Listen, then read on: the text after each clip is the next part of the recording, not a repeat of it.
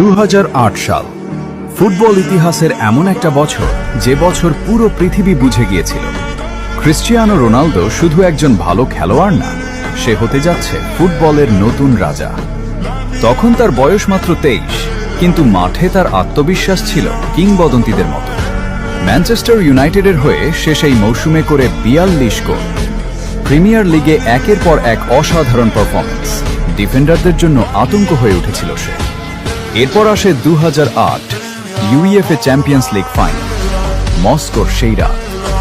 ফাইনালে হেড দিয়ে গোল করে দলকে এগিয়ে দেন রোনালদো, কিন্তু পেনাল্টি শুটআউটে সে নিজের শট মিস করে বসে। পুরো স্টেডিয়াম থমকে যায়, মনে হচ্ছিল হয়তো এটাই হবে তার সবচেয়ে বড় ব্যর্থতা। কিন্তু ভাগ্য সেদিন অন্য গল্প লিখেছিল। ইউনাইটেড জিতে যায়, আর চোখের জলে হাসতে হাসতে রোনালদো তুলে নেয় নিজের প্রথম চ্যাম্পিয়ন্স লিগ ট্রফি।